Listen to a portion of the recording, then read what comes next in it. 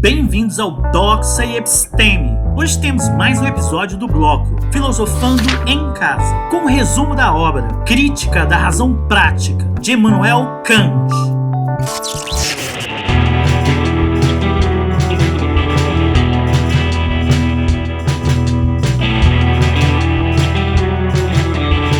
A autonomia da vontade é o princípio único de todas as leis morais e dos deveres que lhes são conformes. Referências. 3 anos depois da fundamentação da metafísica dos costumes, Kant prosseguiu aqui a explicação da metafísica da moralidade, esclarecendo-lhe o sentido em relação às conclusões da crítica da razão pura. O objetivo é ao mesmo tempo interno, ligado à construção do edifício crítico, como cartografia das faculdades, que ele mesmo estabeleceu, e também externo. Trata-se de encontrar a via mediana entre o racionalismo moral, tomado da teologia, e o empirismo moral, potencialmente crítico e relativista. Problemática. Como pensar esta liberdade transcendental, condição a priori da moralidade? Nas coordenadas do edifício crítico, ele designa necessariamente 3 coisas ao mesmo tempo: a independência da vontade diante da causalidade natural, aquilo de que a crítica da razão pura não havia estabelecido senão a possibilidade, através da diferença entre o mundo fenomenal e o mundo noumenal, a determinação da vontade pela lei moral ou autonomia. A experiência da obrigação se manifesta no sentido, paradoxalmente, a priori, do respeito à lei moral. Teses essenciais. A razão tem um papel diferente. Na crítica da razão pura, Kant havia mostrado que a razão só poderia ter um papel regulador em matéria de conhecimento, como um horizonte guiando nossas perspectivas, e o incondicionado não poderia ser conhecido sob pena de cair em ilusões específicas. Enquanto na crítica da razão prática, ele afirma que a razão tem um papel legitimamente construtivo, pelo fato de ser incondicionada, é que a lei moral é um fato da razão, pura e a priori, e é possível e comprovada uma metafísica dos costumes ou da moralidade. Porque o ser humano utiliza sua razão para conhecer e para agir. Ele parece a si mesmo ao mesmo tempo como coisa, como fenômeno. Ele é determinado de maneira causal no tempo e no espaço. E como pessoa, ele é responsável moralmente, porque é incondicionado no mundo noumenal das significações morais.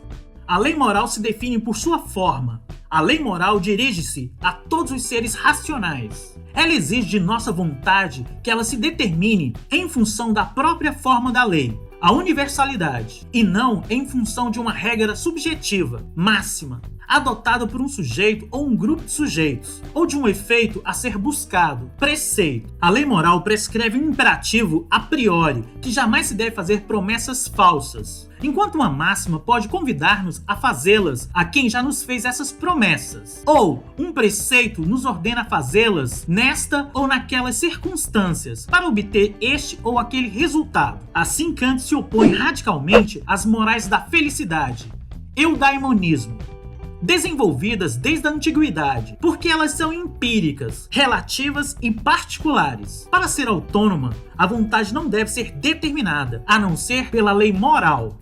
Motivação da obediência da vontade à lei e o respeito. O respeito é o único sentimento racional. Para ele, pertencemos ao mesmo tempo ao mundo noumenal das significações morais como pessoas e ao mundo natural como seres sensíveis. Agindo por dever, ajo por respeito à lei. Mereço assim o respeito devido à virtude, o que não é o caso quando ajo em vista da felicidade, por maior que seja o meu sucesso, porque aqui a minha motivação é natural. A dialética da razão prática tem como objetivo o sumo bem. O sumo bem é a união da virtude com a felicidade. É o objetivo último da razão prática. Como nas antinomias da crítica da razão pura, 2 posições aqui se opõem. Para uma, é a felicidade que é o tudo do sumo bem. Para outra, é a virtude. Kant mostra que elas são igualmente insustentáveis. Felicidade e virtude pertencem de fato a 2 mundos distintos. causal e numenal. A primeira diz respeito a uma coisa física, a segunda a uma coisa moral. O acordo só é possível segundo uma fé prática ou uma esperança racional, fundada em 3 postulados: a liberdade de uma vontade capaz de ser determinada de maneira autônoma, a justiça de um Deus que proporciona a virtude que nos torna dignos da felicidade, e a felicidade efetiva, o progresso moral ao infinito de uma alma necessariamente imortal. Conceitos: autonomia, propriedade da vontade, exclusivamente determinada pela lei moral, e não de maneira heterônoma, pela ideia de um bem particular. Felicidade, utilidade, prazeres.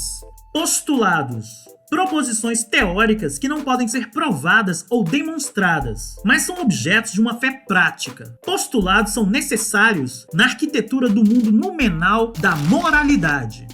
Por hoje é só. Muito obrigado a você que assistiu o vídeo até aqui. Caso tenha gostado, dê um like, assine o canal e compartilhe com os amigos. Todo comentário é bem-vindo. Forte abraço e vitória sempre!